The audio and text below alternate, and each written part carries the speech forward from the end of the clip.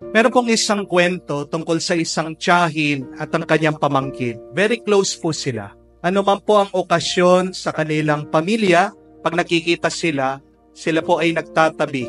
Nung po minsan, kasalan, nakita po ng tiyahin ang kanyang pamangkin, tinabihan, pagkatapos sinisiko, sabi, ikaw nang susunod, ikaw nang susunod.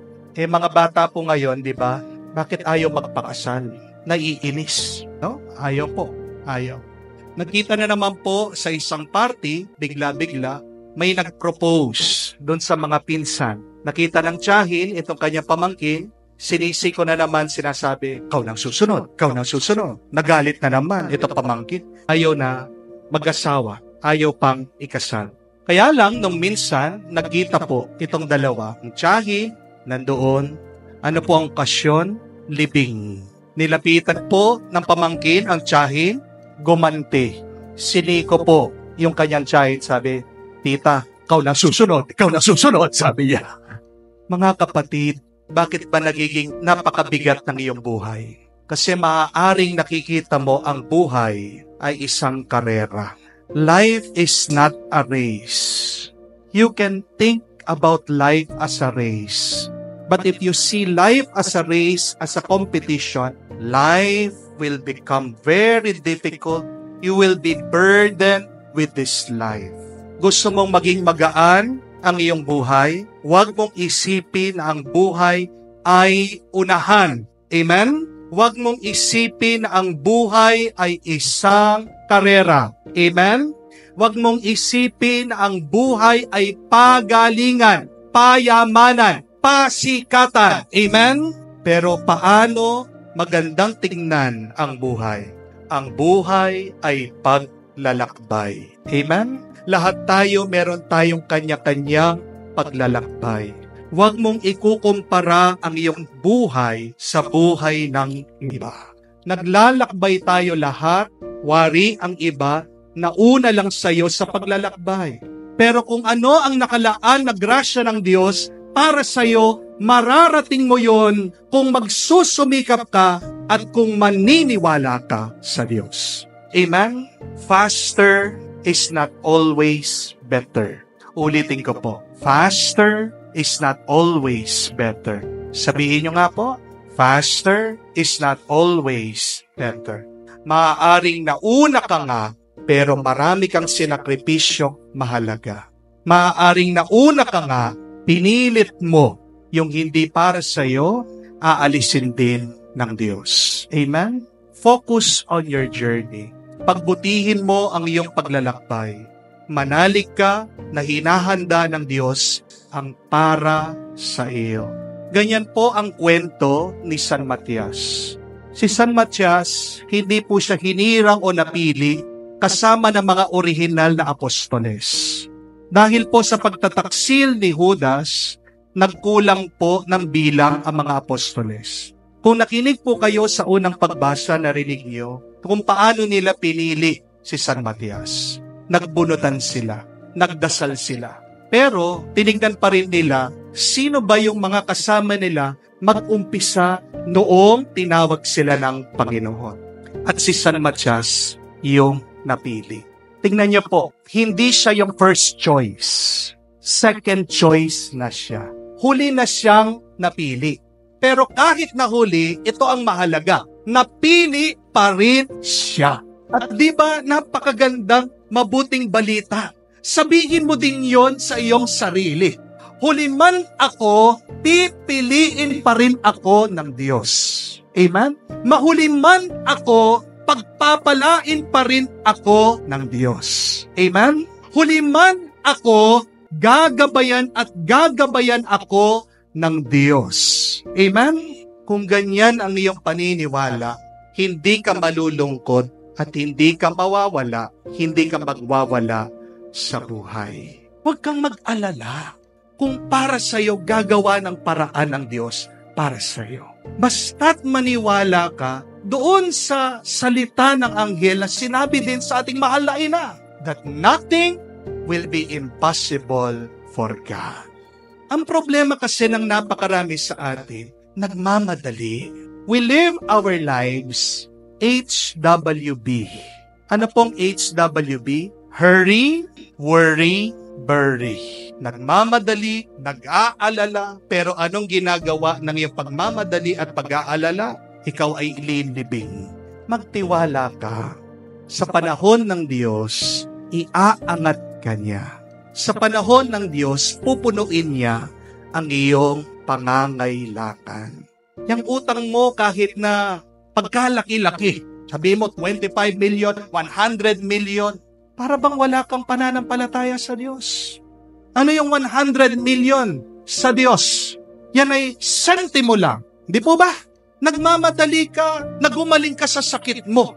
Yung gumawa sa katawan mo ay ang Diyos. Siyang may-ari ng katawan mo.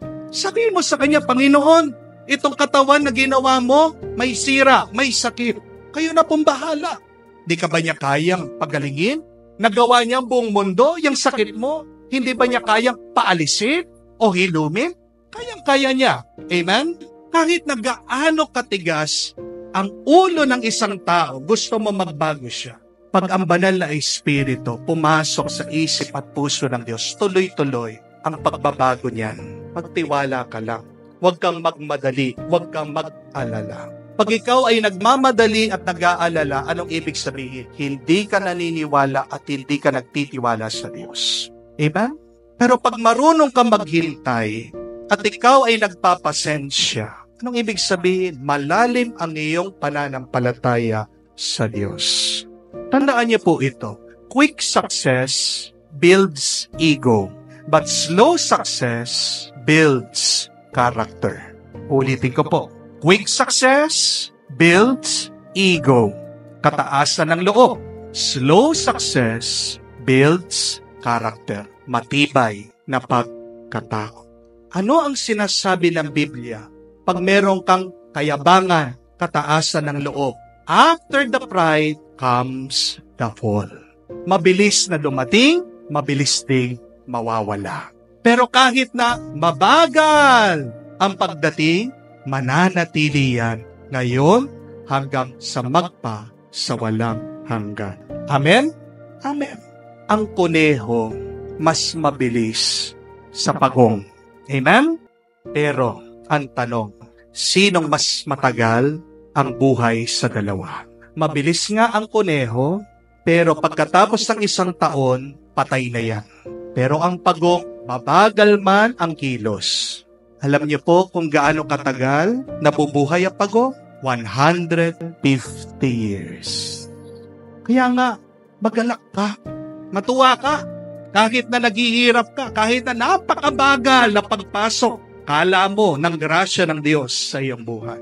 Dahil pag dumating naman, talagang yan pinaghirapan mo, nanalig ka sa Kanya, walang tao ang makakanakaw niya. Walang sino man ang makakasira na pagpapala na ipagkakaloob ng Diyos sa iyo. Amen? In God's time. Believe that. Wait for that. Meron po akong kaibigan, nalungkot ng COVID dahil nag-board exam siya, doktor po. Hindi siya pinalad, bumagsak, hindi pumasa. Pinagdarasal ko siya. Sabi ko, huwag ka mag-alala. May mabuting plano ang Diyos. At hindi po siya tumigil, nananalig, nanalangin. At pagkatapos po ng second take, pumasa. At nung pagkapasa niya, nagkukwentuhan kami. Meron siya na-realize. Sabi niya, Father, salamat sa Diyos. Hindi ako agad pumasa.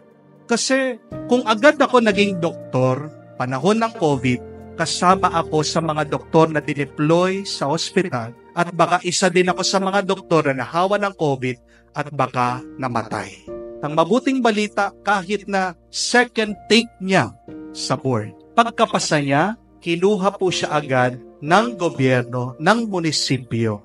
Head siya agad na doktor. Kala natin masama ang nagiging huli. Pero tandaan niyo po, hindi lahat ng huli, bigo. That's a very beautiful lesson. It doesn't mean that you are the last, that you are a failure in life. It doesn't mean that you are behind in life, that you are not successful. Sino ang mga tunay na bigo? Yung mga sumusuko. Amen? Kaya huwag kang sumuko. manalig ka at maniwala ka sa Diyos. Again, faster is not always better. And in God's time, He will give you what you deserve, a blessing that is overflowing.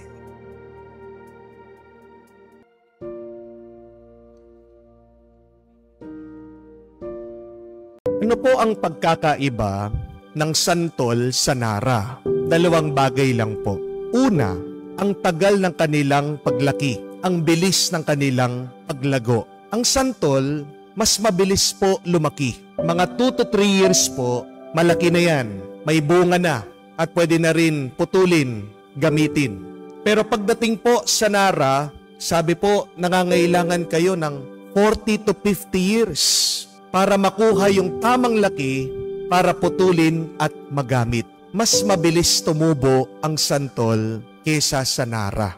Pero pangalawa, tibay. Ano po ang mas matibay? Santol o nara? Di ba nara? Wala pa po ako nakitang tao na pinagmamalaki niya ang kanyang gamit o muebles gawa sa santol. Di po ba? Ang pinagmamalaki nating gamit, lamesa man yan, kama o pintuan, gawa sa nara. Dahil alam natin, matibay, may kalidad. Ang santol kasi malambot, pero ang nara matigas at talagang nagtatagal. Tignan niyo po sa buhay, ang mga pinakamatitibay na bagay nangangailangan ng oras at ng panahon. Ganyan din sana natin tignan ang buhay natin. Pag merong katagalan na makuha mo yung gusto mo, isipin mo, ikaw ay nara, hindi ka santol. Pag mayroon kang inaasam sa buhay mo at hanggang ngayon wala pa, sabihin mo sa sarili mo, nara ka, hindi ka santol.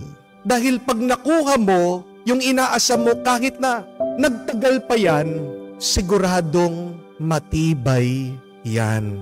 Siguradong magtatagal yan. At tandaan din po natin, ang mga pinakamasarap na bagay sa mundong ito, kailangan din ng oras at ng panahon. Ano pong pagkakaiba ng fishball sa ensaymada? Ang presyo, hindi po ba? At ganyan din po yung tagal para magawa, para maluto. Magkano po ang fishball ngayon? Di ba? 3, 10 piso. Pero paano ginagawa yung fishball? Napakadaling gawin. Tinatapak-tapakan pa nga yan pag ginagawa. Di po ba? Yun daw yung secret ingredient ng fishball. Pero ang ensaymada, nangangailangan po ng matagal na oras, maraming proseso bago mo magawa ito. Kamukha na lang po ng ensaymada ng magalang o kaya ng guagwa. Nangangailangan po ng 2 linggo bago mo ito maluto, bago ito makain. Magkano po ang ensaymada? Umaabot po ng 350 pesos hanggang 600 pesos. Isang box. Mahal, pero masarap naman. Hindi po ba? At ganyan din sa ating buhay. Minsan kailangan mo magsakripisyo. Minsan kailangan mo talagang magbayad ng mahal para makaranas ka ng masarap. Yan din ang pinapaalala po ng ating ebanghelyo. Kailangan mong maghintay. Kung gusto mong makatanggap ng isang bagay na matibay, masarap at napakabuti sa iyong buhay. Ito pong si Zacarias at si Elizabeth, isa lang yung kanilang dasal at dalangin. Yung magkaroon po sila ng anak, hindi po ba? Nakuha na nga nilang tumanda, wala pa silang anak. Itong si Zacarias, nawala na nga ng pag-asa. Sinasabi niya, wala na talaga. Pero kung kailan sila tumanda, doon dumating ang anghel, doon binigay ng Diyos yung kanilang hinihingi. Bakit? Kasi ang ibibigay pala ng Diyos sa kanila, hindi ordinaryo. Espesyal palang tao. Ang kanilang anak magiging propeta, isang banal na tao, isang taong maghahanda ng daan para sa Diyos. Kung ordinaryo lang tao, madali lang ipagkakaloob ng Diyos. Pero extraordinaryo pala ang ipagkakaloob ng Diyos. Kaya pala nagtagal.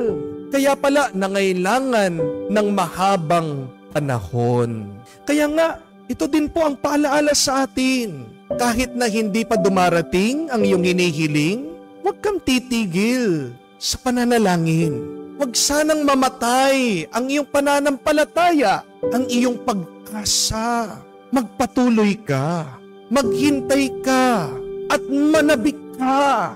Pag hindi pa dumarating ang iyong hinihiling, dapat nga matuwa ka eh. Bakit? Kasi sigurado, pag dumating yan, napakalaking grasya at biyaya ang ipagkakaloob sa iyo ng Diyos. Kung gusto mong madalian, huwag kang mag-expect na special yan. Amen? Kaya nga po, yung mga iba, umiiyak dahil bumagsak daw po sa board exam. Huwag kang mag-alala. Baka may plano ang Diyos. Kung pumasa ka nga, wala pa namang opening. Wala ka pang trabaho. Baka sa susunod mong take, pag pumasa ka, may nakahanda ng mas magandang trabaho para sa iyo. Amen? Merong mga iba, iniiyakan. Bakit daw palagi silang nadidinay sa kanilang visa? Hindi sila makapunta sa abroad. Hindi sila makapagtrabaho para umangat ang kanilang kabuhayan o makatulong sila sa kanilang pamilya. Baka hindi pa yan ang tamang panahon. Amen? Baka kung ikaw ay pumasa, nagkaroon ka ng visa, makarating ka ng ibang bansa, pagdating mo doon, wala ka naman trabaho. Sayang lang. Alalahanin natin, all the best things in life take time. Amen? Tandaan niyo po, lahat ng pinakamabuting bagay dito sa mundo nangangailangan ng oras at ng panahon.